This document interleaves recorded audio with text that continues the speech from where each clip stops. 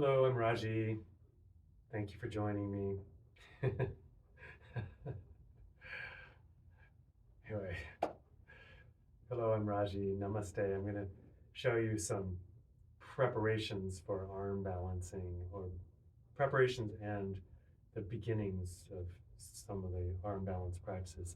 Now, they're pretty trendy these days, but in order to really do arm balances, you have to kind of, first of all, have the conditioning. Second of all, have the concept, the methodology for how to achieve them.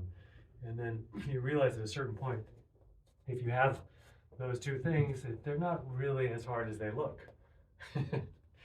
So it starts from things like this. You got to get your planking going, right? This kind,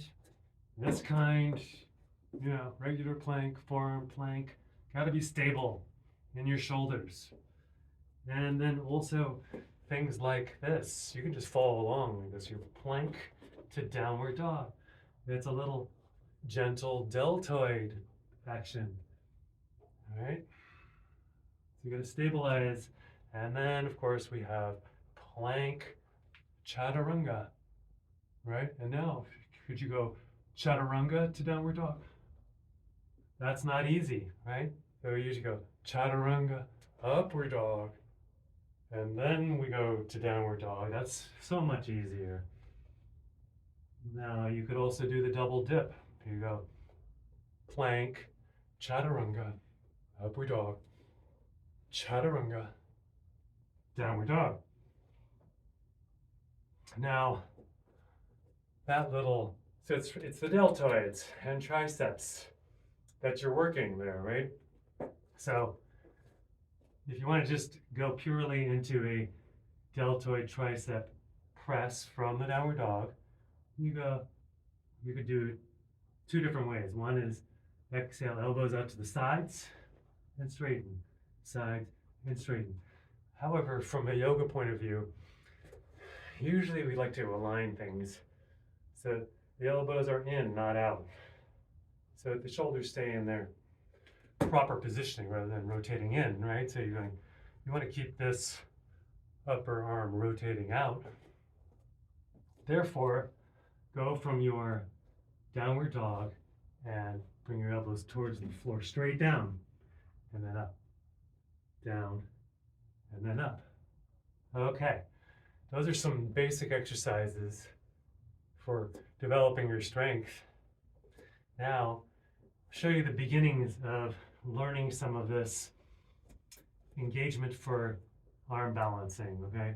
So if you walk your feet from the downward dog, you walk about halfway forward and then go like this. So bring your knees between your elbows and then back. That seems really easy at first, right? So you exhale, you bring your knees forward between your elbows and back.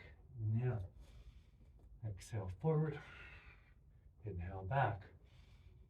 Okay, now to make it a little more interesting, what you're going to do is go, instead of just on the ball of the feet, go onto the tops of the feet. Exhale, tops of feet, and then back. Exhale, tops of feet, and back. Okay, so that's giving you some basic training there. And then let me just show you a prep for Bakasana, the crow pose. So at first, just have your feet shoulder width and squat down. Now this kind of mimics the position of the crow, right? If you really know what the crow looks like, or I don't think this is really what a crow looks like in real life, but the whole idea is that these are named after birds. Arm balances are named after birds because it's like the two, perch, the way a bird perches.